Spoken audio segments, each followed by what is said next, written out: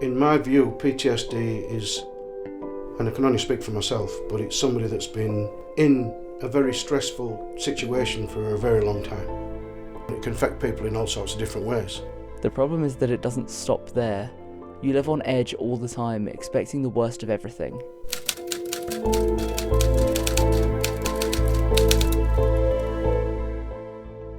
To my past self, the thing I really wish I could say to you is that everything is going to be alright, and you will learn how to deal with it.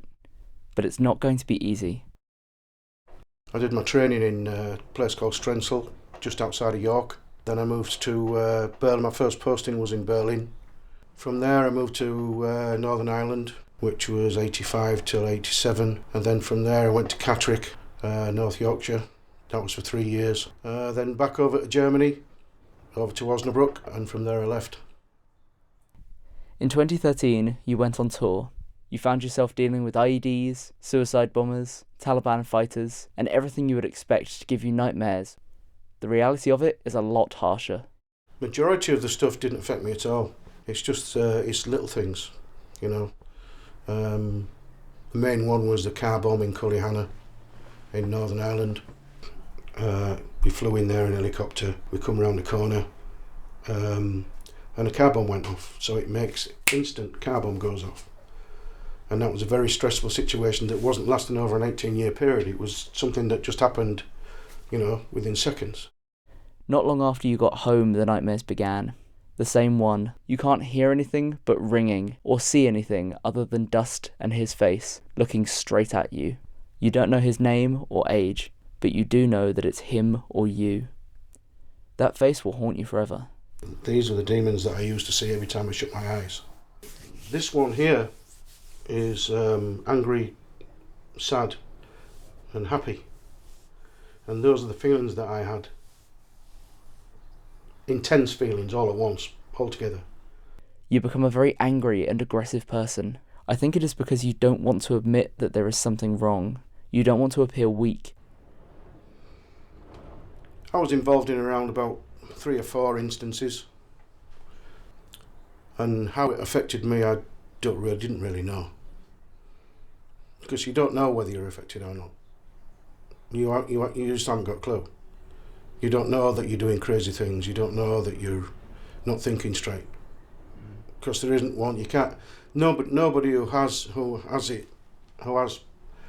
PTSD in any way, shape or form can turn around and say that's what I have.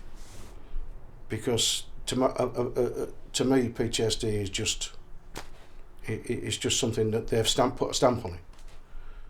Not long after leaving the army, you will go for a few drinks with your friends and your girlfriend. The night goes well until nearer the end. It's strange to feel lonely surrounded by friends. You get this feeling that you're broken, like you have no purpose. You feel that ultimate feeling that you don't want to go on. That night, your girlfriend will take you to your mum's house, and you have what can only be explained as a major meltdown.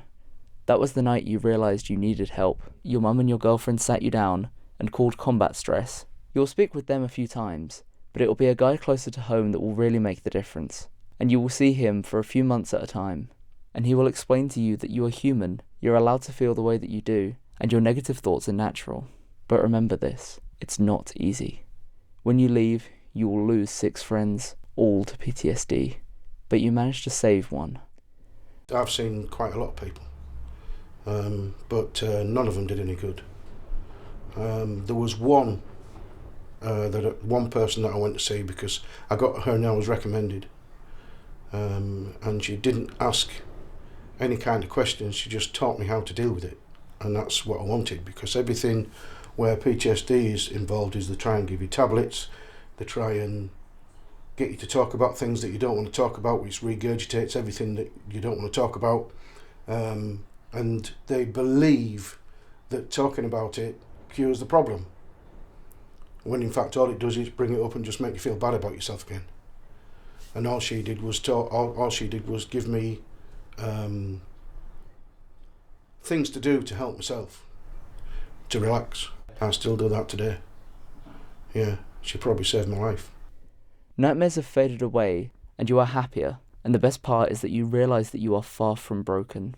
You don't feel lonely anymore, especially when you have family and friends so close. You also have a beautiful little boy who really looks up to you and who helps you to realise that life goes too fast, so you don't need to dwell on the bad stuff. Keep positive, and I will see you in 2022.